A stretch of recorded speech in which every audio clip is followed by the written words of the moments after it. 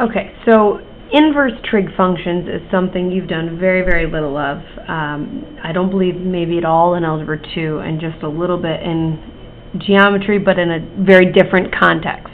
So there's a whole lot of verbiage up here at the top that's not going to really mean anything to you. So I'm going to suggest we just jump right into it. Let me explain when you're looking for the inverse sine or the inverse sine, inverse cosine, inverse tangent, what it is you're actually doing. And then kind of go back and talk about what all that meant.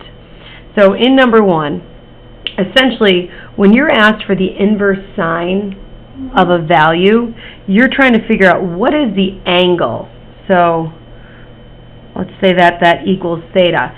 The rewritten version of this would be something along the lines of the sine of what angle equals 1. That's really what you're asking for. So we'll try to figure that out so we can give an answer. The sine of what angle equals 1. Now, from your table of memorized values, you should know that the sine of 90 degrees gives you 1. But also, well, maybe that is the only one between 0 and 2 pi. So if you do the sine of 0 is 0, the sine of 90 is 1, then you get down here, it's 0 again, and then negative 1. Sometimes there's 2 within one revolution, but in this particular case, with it being 1, the only answer is 90 degrees, or pi over 2. So the inverse sine of 1 is pi over 2. Okay, inverse sine of a half. So we're essentially looking for the sine of what angle equals a half. So here's going to be an example where there are 2 options. So first of all, the sine of some angle is positive. So all students take calculus has to be in quadrant 1 or 2. So we're going to have an answer in quadrant 1, but there's also going to be an equivalent answer in quadrant, well, not an equivalent answer, but another answer that works just as well in quadrant 2. So if you know your table of values, the sine of 30 degrees certainly equals 1/2. So we could say 30 degrees or pi over 6. But I'll do 30 degrees slash pi over 6. But our second quadrant has some angle that also has a reference angle of 30 degrees. So if this is 180, 30 degrees prior to that would be a 150 degree angle, which is the equivalent of, well, if we're talking about pi's over 6's, this is 6 pi over 6, so that would be the equivalent of 5 pi over 6. So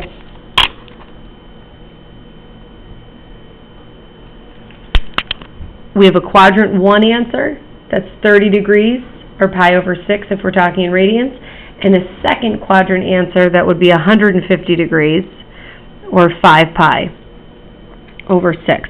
So that leads me to my first point of what some of this meant from up above. Inverse sine. You just have to memorize these. When you're asked for inverse sine, and this is really just for the sake of getting everybody on the same page, inverse sine, and I'll maybe use this space to do it, inverse sine is always looking for the angle that's in between negative pi over 2 and positive pi over 2. Your answer has to be between those two. So it's got to be a first quadrant or a fourth quadrant. The first quadrant will cover all the times when a sign is positive. The fourth quadrant will cover all the times when a sign is negative. And it has to be between negative pi over 2 and pi over 2. So even though we got 2 answers from 0 to 2 pi in that revolution, the only answer in quadrants 1 and 4 is this first quadrant answer of pi over 6. So you have to select that one. So it is important to realize that in the rotation from 0 to 2 pi, there are 2 possibilities, but you also have to know the range of inverse sine, and the range is that it always wants an answer between negative pi over 2 and positive pi over 2. Okay, inverse cosine. has a different range, and I'll show you that. So even though the graph of cosine is going to show you that there are actually two angles between 0 and 2 pi that have a positive cosine, there will be one in quadrant 1, and there will be one in quadrant 4. So there's two angles in our rotation that will make that happen. But the inverse cosine rule says that they only want answers that are between 0 and pi. So the first quadrant again will take care of when cosine is positive, which is this particular situation.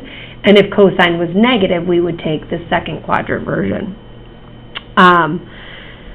So that narrows down which quadrant we're talking about. And the reference angle for when cosine is root 2 over 2 is 45 degrees. So that would be something right here in the first quadrant.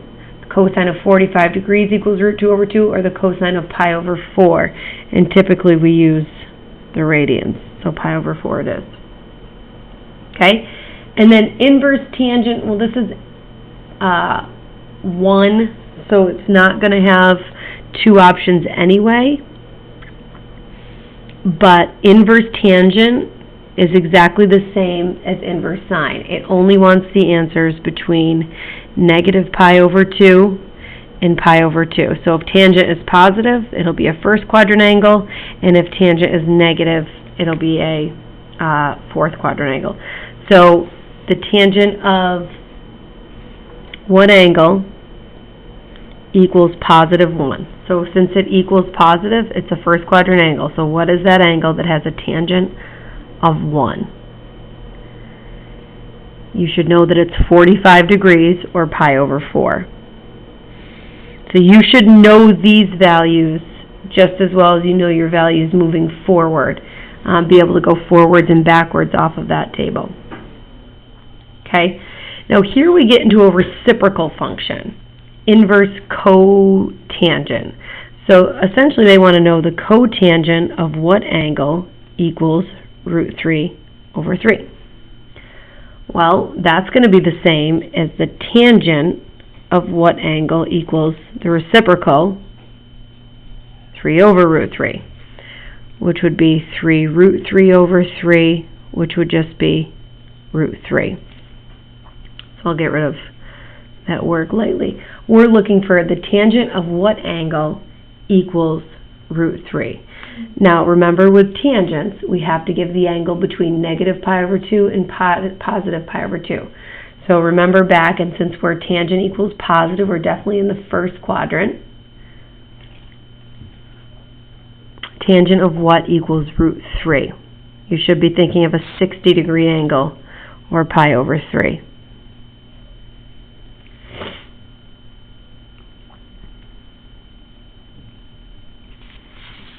Okay, number 6, inverse tangent of negative root 3. So the tangent of what angle equals negative root 3. So here tangent is negative. So going here, all students take calculus. So if your tangent is positive, you'd pick an angle from that quadrant. Since your tangent is negative, we need to pick the angle from the fourth quadrant. You still have to think of the reference. So let's think of that first. What is the reference angle? Tangent of what angle equals root 3? Well, this is the problem we did in the question before. It's a 60-degree angle, or pi over 3. So that's your reference angle, but we need it to be in the fourth quadrant. So if we're going to go here and we're going to go fourth quadrant, that's going to be negative pi over 3.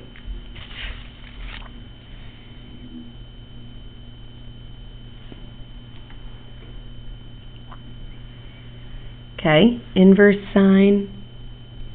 So the sine of what angle is negative root 3 over 2. So if you go to your inverse sine, it has to be first or fourth.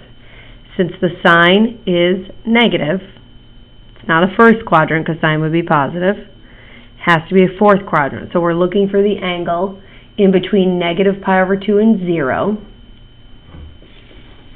And that has a sine of root 3 over 2. So your reference angle, again, is sine of what equals root 3 over 2. It's a 60-degree angle again. So that would be a pi over 3 as our reference angle, but we need to go to the fourth quadrant with it, so that would be a negative pi over 3.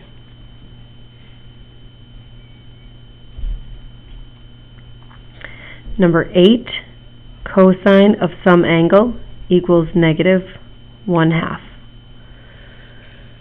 So cosine is negative, so look at our cosine. Everything's positive here, so we're not taking a first quadrant angle. We're looking for a second quadrant angle here, because inverse cosine has to be a first or second quadrant. Since cosine is negative, that's a second quadrant angle. Okay, so let's come up with a reference first.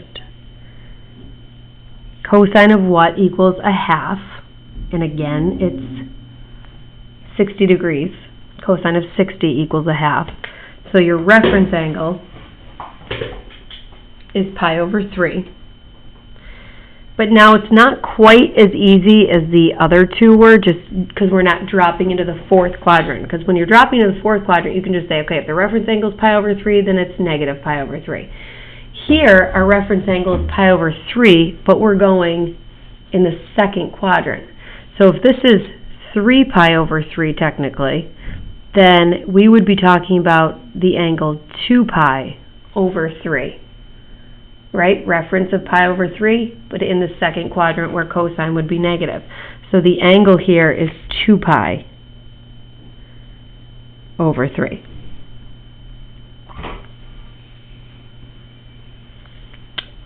In this one, if the secant of some angle is supposed to equal root 2, that means the cosine of some angle is supposed to equal 1 over root 2, which will rationalize to root 2 over 2. Okay, so being that it's positive, we want the first quadrant answer.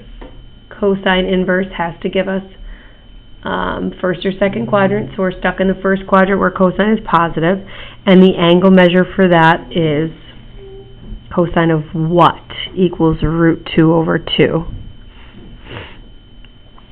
Should be 45 degrees or pi over 4.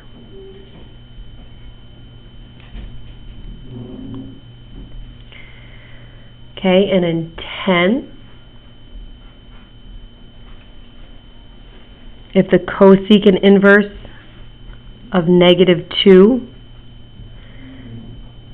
we want the cosecant of some angle to equal negative 2, which means the sine of some angle needs to equal negative 1/2. So inverse sine, first or fourth quadrant, because the sine is negative, we're going to go with the fourth quadrant version. So our reference angle, sine of what equals 1/2, you should know that to be 30 degrees or pi over 6. So the fourth quadrant version of that would be negative pi over 6.